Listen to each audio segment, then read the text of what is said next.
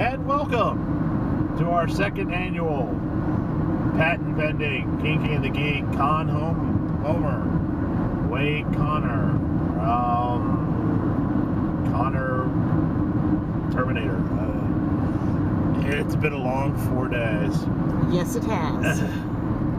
And we are here on our way back from one of our staple conventions of Frolicon. Woohoo!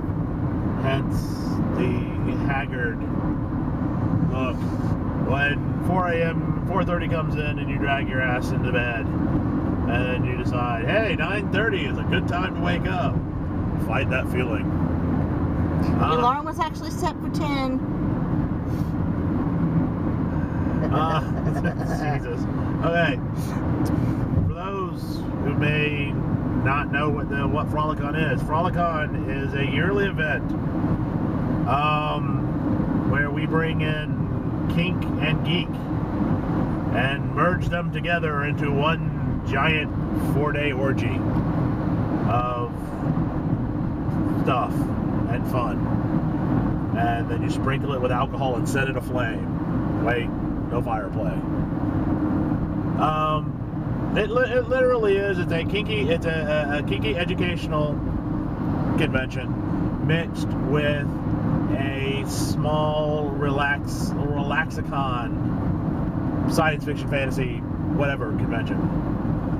It's basically someone took Self and Chattacon and had a baby.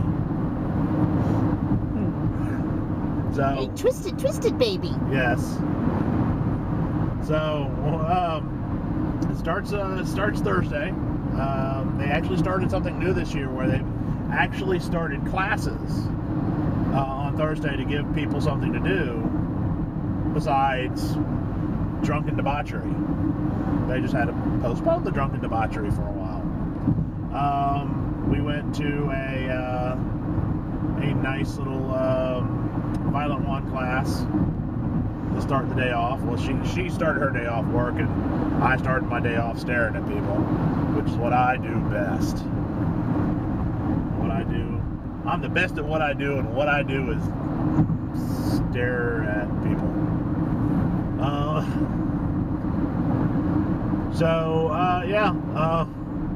There was a lot of staying up late, and getting up fairly early, and going to classes. Actually went to a rope workshop this morning. Woohoo! Because the bunny you keep seeing popping in going woohoo does like the idea of being tied up. And it was just kind of nice to see it. Our wonderful co-host Fleshvine and Phantom were very nice for Christmas to get us the 2 Naughty Boy books, but there was something about actually seeing it done kind of hands-on, knot to knot, and learning how to do something that way. It's kind of nice. And so you actually see what's going on and not just reading and looking at a stagnant picture. We were in and we did not get to announce this ahead of time because we really didn't know it was going to happen until it happened. But one of our podcasting brethren, or ladyian, Sisterin! yes, Spicy Spice, her podcast being the Spicy Buzz, is also her podcast is actually doing radio for Playboy Radio on XM Satellite, Spice 103, I think that's what it's called, something like that. And she recorded. We went out live with her doing her cast, and she asked us to, said, "Hey, come on, we'll let you pimp Kinky and the Geek," and we did. And it was fun. She has a documentary that she is working on about kissing. and we got to see that. And then they did the had a makeout party where people played Spin the Bottle and variation on Duck Duck Goose called Kiss Kiss Makeout. And the whole idea was like with Duck Duck Goose, if you hit make out, they had to chase you around and you got to the center you didn't get made out with. And it was a case of, oh, please don't throw, oh, please don't, oh, you caught me. That was rather enjoyable.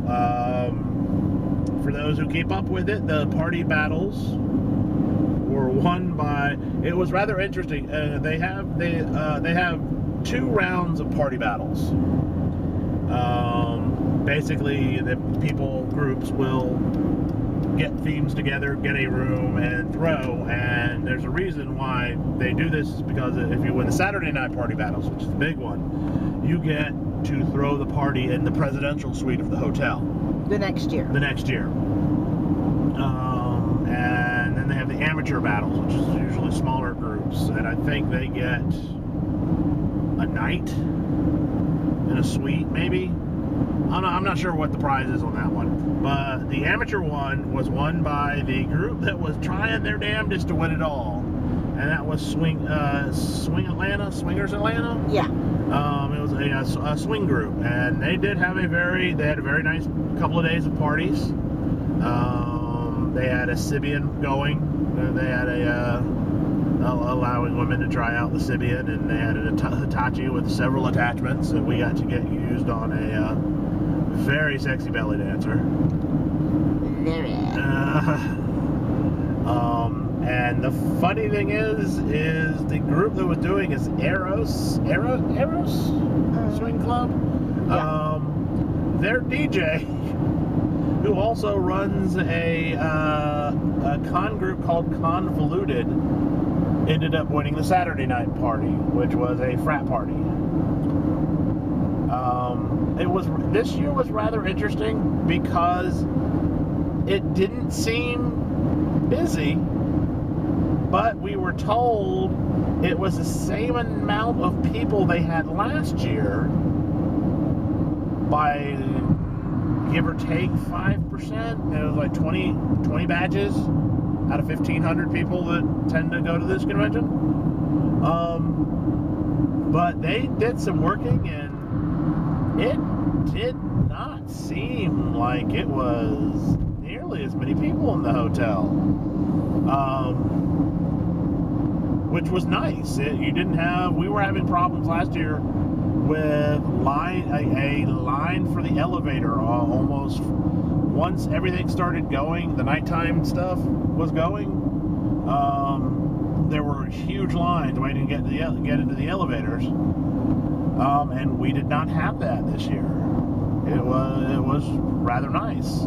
Got to have some nice little conversations when they did have like small lines, but they really weren't that bad at all. Wasn't crowded. It wasn't, oh my God, we have to push our way through because there's a mass of humanity in front of us.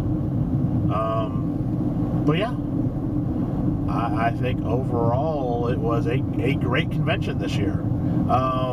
Got to play with some women in boxes. Oh yeah. The winners from last year, Duckstock, they've taken a server case, an old AT&T server case, and turned it into a show/grope box, where if you go in, you kind of show yourself off, and people will like stick their hands in and kind of pet you and grope you, and of course all consensual, you know. And I know there was some extremely hot, busty, redheaded lady who spent hours in that sucker Saturday night. Like every time we would leave the party to go someplace else, and by the time we get back up there, woman was in the thing. And before we wrap up, I think my lovely camera wrangler and co-host needs to explain her wonderful idea she wants to promote for next year. And this is when you get me on camera. basically my idea, this is going out, and take this to other cons.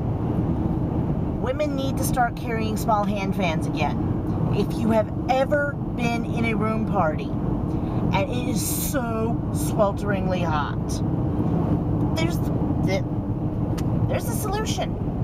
I had my small hand fan with me. I had my war fan with me last night, but the other nights I had my small hand fan. So it would keep myself cool, help some of the people around me stay cool. That redhead in the box, it got really hot in that box. Who needs to grope when you can give her a nice cool breeze coming in through the top, through one of the handholds? Loved it. Yeah. So there's my idea. Hand fans. They can make it pretty. Something, just a little paper fan. Just, here's my idea, ladies. Men too if you want. But there's my idea. Yeah, so to explain that, if no one has ever been to a convention, there's an interesting physics law that goes that during the day at a convention you will freeze, and at night you will swelter. It's basically it's a case of the hotel trying to keep everybody comfortable, but when there's so much body heat, you know, when you cram a lot of people, no matter how good the air is, you're going to get hot. So yeah, I thought it was brilliant. I was saying we should even include that in the happy sack situation. Oh, that was one more thing before we wrap up. Happy sack this year actually lasted 3 days. Much like the loaves and fishes, we were able to pass those out. I think part of it was this one wasn't doing her job right. Yes, I was. I'm an asshole. So yeah, I would give, I have to give Frolicon 5 whip cracks up. We really need a rating system. Yeah, we do. Jesus. Oh, and spread this to the world. Jesus was not a zombie. He was a lich. Research your undead. You'll know it to be true. So on that educational note, this is Mighty Bill. And for Aruka the camera wrangler, I say be good or be good at it.